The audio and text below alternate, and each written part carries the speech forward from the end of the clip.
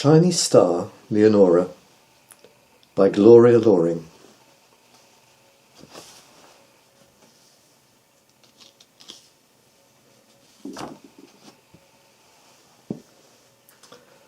Shiny Star Leonora, from high above in the blue heavens, Shiny Star Leonora parted the white clouds and looked down onto a garden of great beauty. In doing so, she became overcome with an intense longing.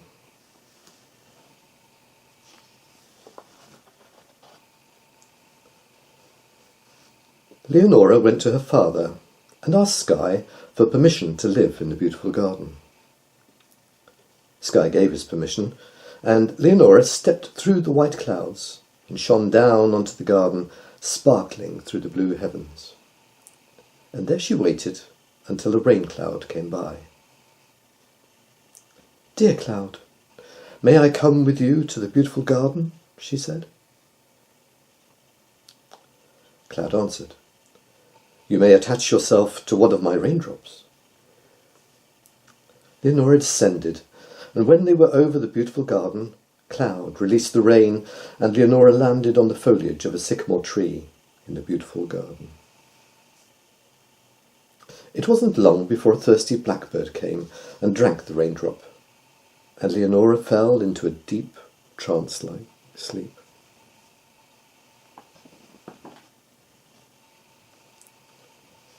Leonora awoke inside a small blue speckled egg. She pecked her way out and joined in the chirping of her three siblings already out of their shells. Her parent blackbirds were loving and attentive, bringing food to the siblings all day long. Then the time came to leave the nest, and everything changed. Her siblings and parents shunned her. "You're not one of us," they said. "Go away." Leonora was sad and wondered why they were being so unkind. But when she went to drink from the pond, her white image looked back at her, and she realized why her siblings and parents shunned her. She was white. Soon the beloved garden became an unhappy place for Leonora, and she became careless. It was while she tugged at a worm in the garden that a cat pounced at her, and a white bird body died. Leonora beamed back up to the blue heavens and told her father Sky what had happened. "I want to be black," she said. "Very well," said Sky. So Leonora again shone through the white clouds and waited for a rain cloud. Soon a grey cloud came by. "Dear cloud, may I come with you to the beautiful garden?" she said. Cloud said, "You may attach yourself to one of my raindrops." She attached herself to a small raindrop and descended with the cloud. This time she landed in the garden on chickweed. A pair of white doves also landed, and one of them ate the chickweed and then flew up to its nest in the crotch of a pine tree. After a few days, 2 white eggs were laid. Leonora hatched before her sibling Squab, and with the care and attention of loving parents, both she and her sibling grew strong. Time approached for them to leave the nest, and Leonora's troubles began. Her parents were no longer loving. "You're not one of us," they said. "You're an interloper."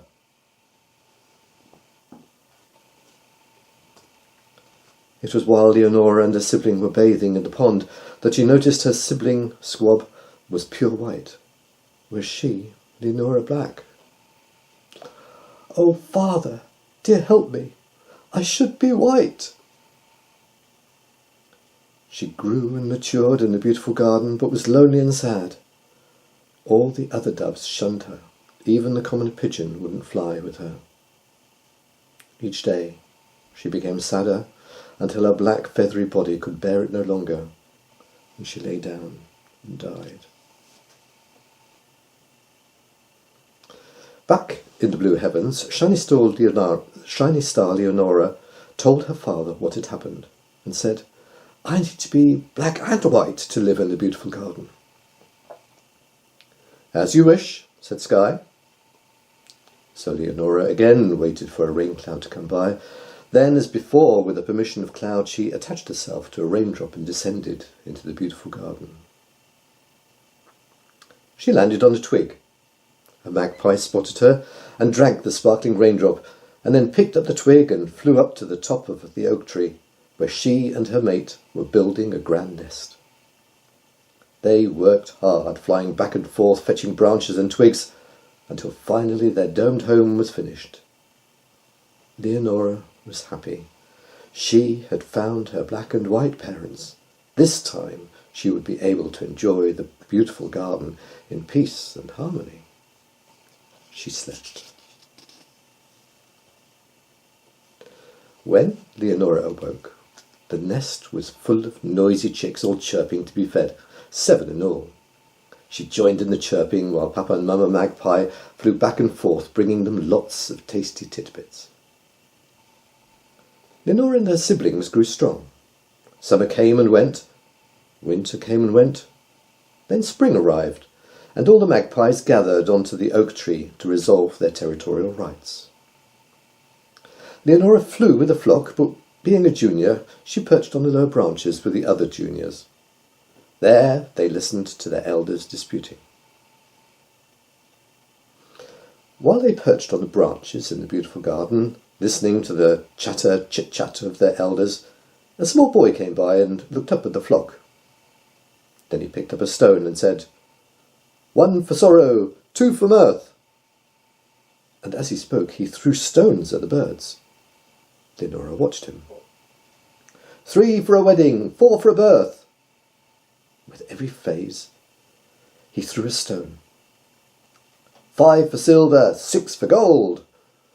The boy threw another 2 stones, and they too fell to the ground. 7 for a secret never to be told. But the 7th stone hit Leonora, and she never heard what came next, but dropped to the ground, where her black and white feathered body died.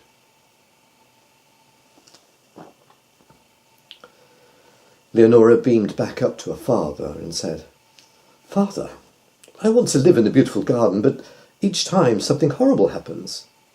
Perhaps if I were a bee, I'd be able to live and enjoy the garden." The heavens shook, the sky roared, "Let there be light!" The shiny star Leonora retired to think about her father's answer. While waiting for understanding to come to her, she parted the clouds and looked down. Her beloved garden was gone. In its place was darkness. Leonora hastened to her father. "Father, I want to help the garden. I know I'm only a small star, but please, please let me shine in the garden." "Go!" Sky's powerful voice blasted shiny star Leonora from the blue heavens and down into the dark garden.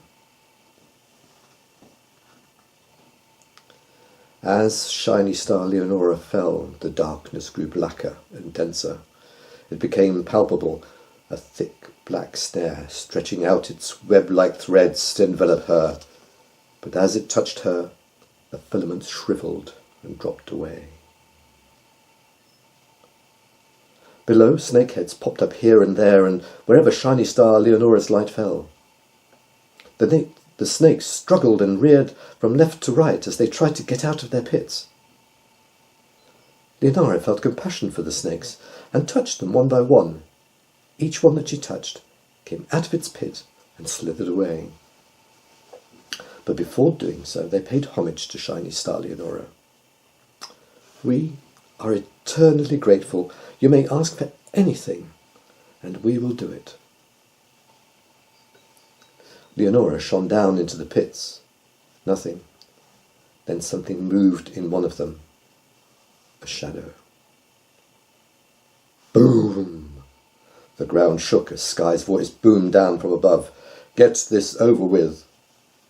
Hastily, shiny star Leonora shone over the holes and sealed them in their entirety. Shining through the thick blackness, her light fell on the semblance of a tree that was once a beautiful cypress. but now a dried reflection of its former self. Leonora focused on the tree. Soon, new green foliage sprouted, first at the top, and then in the forks of the deadened tree. Gradually, the new foliage reached the base. Leonora shone brighter and brighter until the cypress was once again a living tree. Oh, how she loved that tree. Soon more trees bloomed, and birds of every colour appeared from nowhere.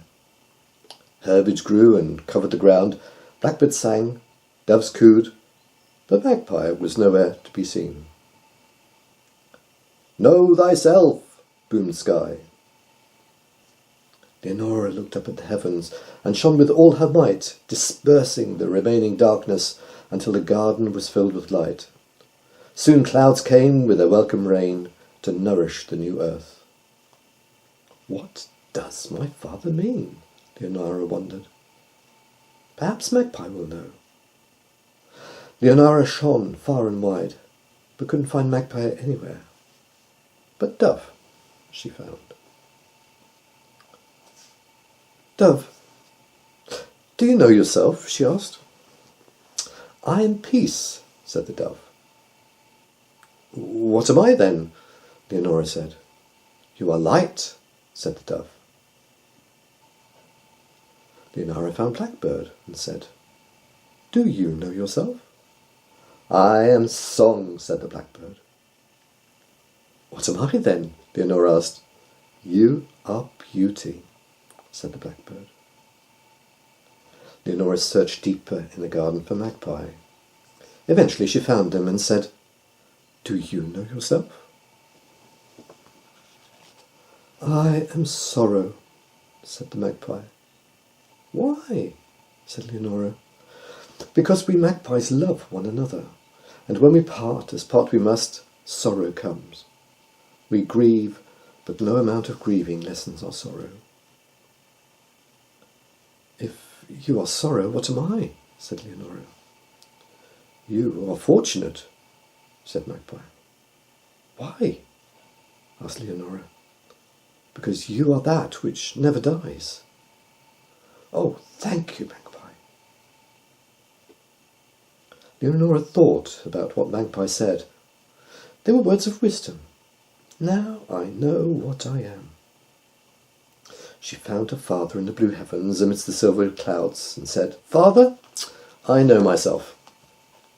"Well, I am fortunate." Boom! Sky roared and thundered, splitting open the silver clouds and shaking the heavens. So mighty was the force of his roar that Leonora was thrown out of the blue heaven down into the beautiful garden. She landed on a heap of rotting leaves. "You startled me," said Snake, slithering out from the leaves. "Oh, Snake, will you help me?" "Dear shiny star, I will do anything for you." "My father told me to know myself." "Do you know yourself?" I am fear," said Snake. "But how do you know that?" I know it because all creatures run away from me." "What are your attributes?" "I have none. I'm just what I am." "Then you must tell your father that you are that which is." "Oh, thank you, Snake." "Drop by any time," said Snake. Leonora beamed up to the blue heavens and sought her father amongst the silver clouds. "Father, I know what I am," said Shiny Star Leonora. "Well, I am that which is." Boom! The heavens quaked, the sky bellowed and boomed. "Know that which is not." The force of his thunder blasted Leonora out of the heavens and down through the beautiful garden and into the pits below. Darkness surrounded Leonora. She tried to shine but had no light. "Where am I?" Leonora remembered the shadow she had seen in the pits. "Come out and tell me who you are," she called. "I am whatever you imagine me to be, but you can call me Gloom," Darkness whispered.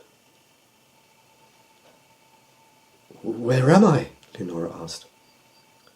You are in the grave of oblivion. Leonora heard something, a faint, faraway noise. What is that sound? She asked. It is the magpies gathering above to mourn for you. But I am life. True, but you are departed. For them that is called death. They are full of sorrow that you have gone. There's a big gathering above. All the creatures of the beautiful garden are mourning for you. You've made them very sad. Why? Because you don't know yourself and have fallen into the grave of oblivion. I must go to them. With the desire, a faint light pulsed. Where does that light come from? Don't talk to me about light. Why? Gloom hates light. Can I touch you? Said Leonora. Certainly not. Come near so that I can smell you, Leonora said. I am already close, but you cannot smell me. Why not? You need to call upon fear to smell me. Well, then that would be the smell of fear. I have no smell. I wish I could see you, said Leonora. A faint light danced in the darkness. Where does that light come from? I told you not to talk to me about light. Be content that you have gloom to talk to. There's that noise again, said Leonora. The din above sounded louder. Get used to it. They'll mourn for many a day and night. Oh, I must go to them. How do I get out of here? There was no answer, but a light danced in front of Leonora. The light seemed familiar. Where is that light coming from? There was no answer, but Leonora thought she knew, and she began to shine with renewed energy. The light grew brighter. Don't shine so brightly, said a feeble voice. Oh, but I must. That is what I am. With these words, Leonora realized her true self. She shone with renewed energy. The darkness dispersed, and Leonora rose up into the beautiful garden. Blackbirds, doves, and magpies began to sing, and the snakes danced. Forget-me-nots covered the ground where the pits once were. Friends, you know who you are, and now I know who I am. So I must go to my father, but I will come again. In the blue heavens, shiny Star Leonora found her father among the silver clouds. Father, thank you for showing me who I am. Well, do you know yourself? Yes, I am myself, shiny Star Leonora. The silver clouds danced, bells tinkled, and soft music broke through Leonora's consciousness. It seemed as if joy was born, and the heavens were smiling upon her.